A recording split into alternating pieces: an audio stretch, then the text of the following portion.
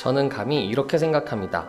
대한민국의 예능은 2015년 집밥을 만들던 백종원 대표의 등장 전과 후로 나뉜다고.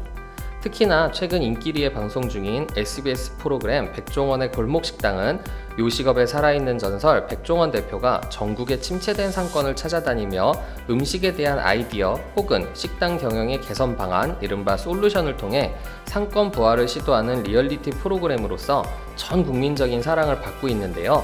반면 악마의 편집으로 일반인 출연자들의 명예가 훼손된다는 문제도 제기되고 있습니다. 그래서 오늘의 법률 119에서는 골목식당 제작진에게 명예훼손죄가 성립하는 것인지에 대해 알아보려 합니다.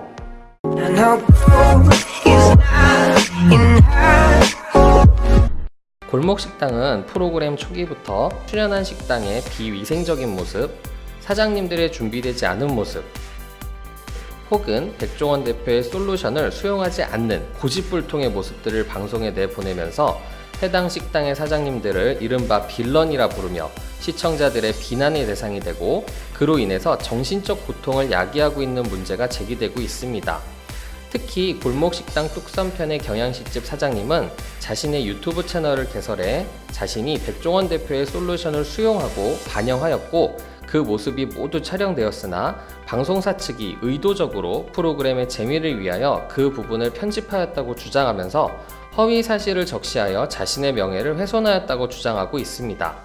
방송사는 헌법에 의해서 자유롭게 편집하고 유통시킬 수 있는 편집권을 가지고 있습니다. 하지만 사실관계를 왜곡시키지 않는 선에서 다른 사람의 인격권을 침해하지 않는 선에서 편집이 이루어져야 됨에도 불구하고 시청률이나 화제성을 위해 흥미 위주의 자극적인 편집, 이른바 악마의 편집의 유혹에 노출되어 있는 것도 사실입니다. 출연자 입장에서는 방송을 보기 전까지 제작진의 편집을 알 수가 없고, 자신의 생각이나 발언이 본래의 취지와 다르게 전달되더라도 이를 바로잡는 것이 사실상 불가능합니다. 또한 방송사는 출연자와의 계약에 따라 악마의 편집을 하더라도 이의제기를 하지 못하도록 하는 약관을 두고 있는 경우도 많은데요. 2016년 4월 공정거래위원회는 프로듀스 101, 위키드와 같은 서바이벌 오디션 프로그램의 약관에서 촬영 내용의 부당한 편집으로 피해가 발생하여도 출연자가 일체의 이의를 제기할 수 없도록 하고 있었던 내용에 대하여 출연자가 법적인 권리를 침해받거나 침해받을 우려가 있는 경우에는 자신의 권리 보호를 위한 수단이 보장되어야 한다는 이유로 그 조항을 삭제하도록 한 바 있습니다. 그렇다면 악마의 편집이 허위 사실을 방송에 내보내 사장님의 명예를 훼손시킨 걸까요? 방송사 측은 식당 사장님이 최종적인 솔루션 권유를 받고 이제는 주인의 선택에 달려있다 라는 내용의 자막을 내보냈습니다. 즉, 경양식집 사장님께서 솔루션을 끝까지 수용하지 않았다는 허위의 사실을 직접적으로 적시했다고는 볼 수 없겠죠. 따라서 허위 사실에 의한 명예훼손죄는 성립하지 않을 것 같습니다. 그럼 사실을 방송에 내보내 사장님의 명예를 훼손시킨 것으로 볼 수 있을까요? 대법원은 사실을 직접적으로 표현한 경우뿐만 아니라 간접적이고 우회적인 표현으로 그 사람의 사회적 가치나 평가가 침해될 가능성이 있다면 명예훼손죄가 성립할 수 있다고 보았습니다.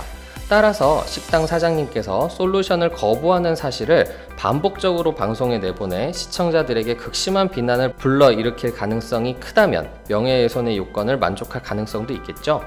한편으로는 우리 형법에서 오로지 공공의 이익에 관한 때에는 명예훼손죄로 처벌하지 않는다는 규정도 있는데요.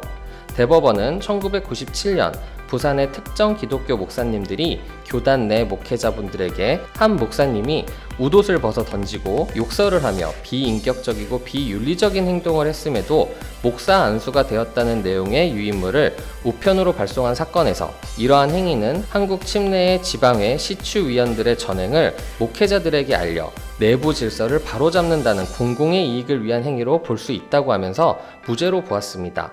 따라서 골목식당 제작진 측에서 해당 식당 사장님들에게 엿을 먹이려는 게 아니라 시청자들의 선택에 도움을 줄 목적이었다면 명예훼손죄가 성립하지 않을 수도 있습니다.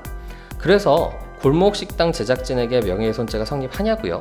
골목식당 제작진과 출연진이 첨예하게 대립하고 있는 만큼 수사기관과 법원을 통해 계약 내용이나 사실관계가 파악된다면 그때 다시 돌아오겠습니다.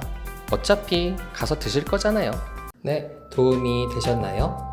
도움이 되셨다면 좋아요와 구독, 알람 설정을 눌러주세요.